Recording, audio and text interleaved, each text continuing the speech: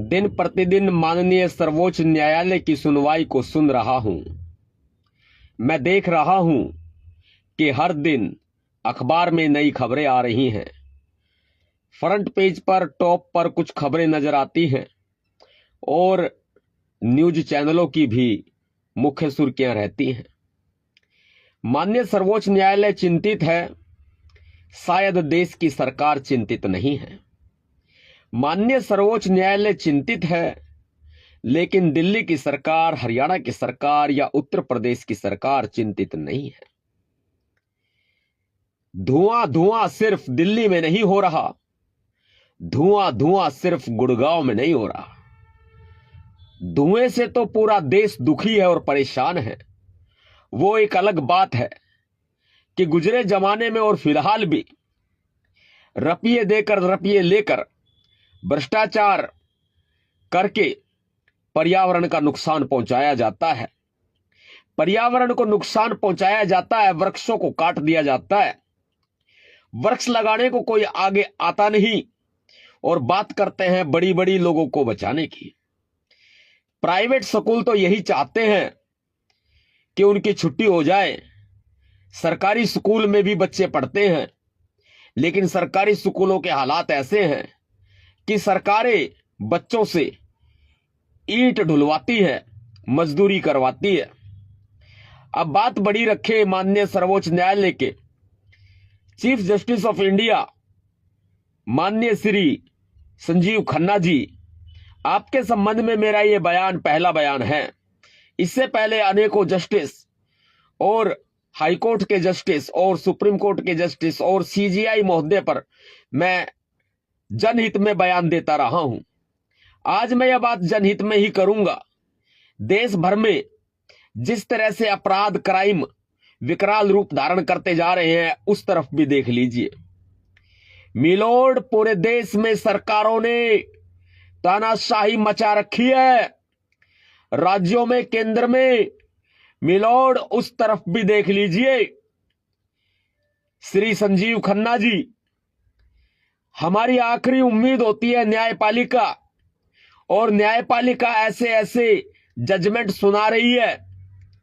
भंगी, नीच, चमार, ढेड़, भिखारी मंगता मंगती, किसी को कह दो दलित को और वो गाली नहीं होगा। माननीय सर्वोच्च न्यायालय उस तरफ भी ध्यान दे कि एक गरीब आदमी हाईकोर्ट, सुप्रीम कोर्ट तक नहीं पहुंच सकता। क्या भारत में जो न्याय का मौलिक अधिकार है वो मुफ्त होना चाहिए, लेकिन हाईकोर्ट, सुप्रीम कोर्ट में जाकर वो लाखों रुपए का हो जाता है। और सुनवाई उसकी होती है जिन वकीलों की फीस लाखों रुपया होती है, मोटी फीस होती है, सुनवाई उनकी होती है। अरे छोटे मोटे वकीलों को तो जज साहब कोई पूछता भी नहीं है, आप पूछते ही नहीं है। बड़े बड़े वकीलों को मोटी मोटी फीस दो, जब तो जाकर के सुनवाई होती है। क्या वो कल्चर रुकेगा?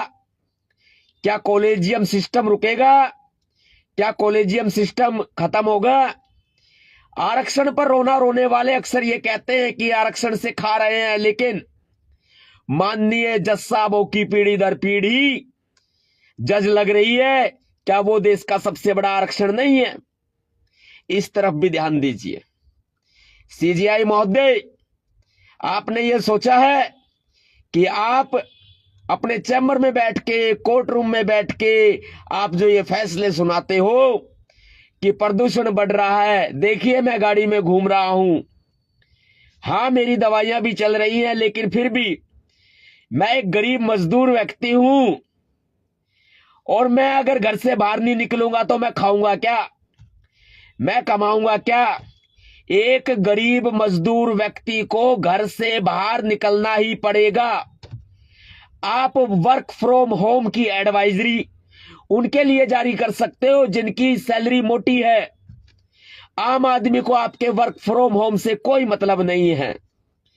और जो ये स्कूल मोटी मोटी फीस वसूलते हैं, इन स्कूलों की तो बल्ले बल्ले हो रही है। ऑनलाइन क्लास चल रही है, पढ़ो मत पढ़ो मर्जी है। क्या ऑनलाइन क्लास चलाने से ये सब हो जाएगा? और मैं एक खबर और देख रहा था कि सर्वोच्च न्यायालय में अगले दिन फिर सुनवाई हुई। सर्वोच्च न्यायालय ने कहा था कि छोटे बच्चों की छुट्टी कर दो। अगले दिन फिर सुनवाई हुई तो ये कहा गया कि 10वीं और 12वीं के बच्चों के फेफड़े अलग हैं क्या। अब 10वीं और 12वीं के बच्चों के तो फेफड़े अलग नहीं है, लेकिन जो ये कोने कोने पे गली कुचे पे दारू के ठेके खुले हुए हैं, जो ये पान बीड़ी की दुकानें खुली हुई हैं, जो छात्र नशा करते हैं, बीड़ी पीते हैं, सिगरेट पीते हैं, तमाम अफीम नशा भांग शराब तंबाकू जो करते हैं, इनको रोकने की तरफ कभी कदम बढ़ाया है? माननीय सर्वोच्च न्यायालय जी, आप ही को कह रहा हूं, मैं जनहित की बात करता हूं। मेरी यह बातें जनहित में लाभदायक साबित हो सकती है।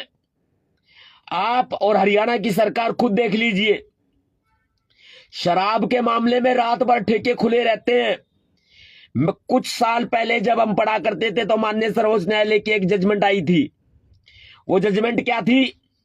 वो जजमेंट ये थी कि हाईवे से 500 मीटर के दायरे में शराब के ठेके नहीं खुलेंगे। वो 500 मीटर 500 है या कुछ और है, वो शायद मैं कंफ्यूज हो सकता हूं, लेकिन 500 लगाओ या 1000 लगाओ, कुछ भी लगाओ, लेकिन हाईवे पर तो नहीं खुलेंगे ना। जब हाईवे पर शराब के ठेके नहीं खुलेंगे, क्या वो जजमेंट पलट गई?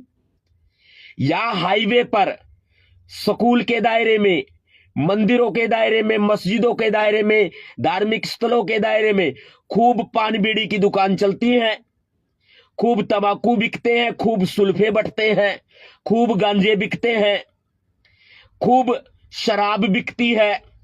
मिलोड, जरा अपने चैम्बर से बाहर निकलो।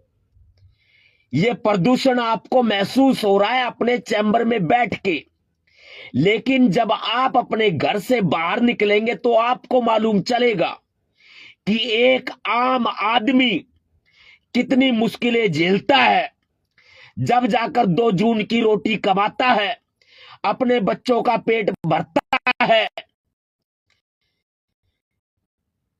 घर की ईएमआई देता है। आप बाहर निकलो और बाहर निकल के देखो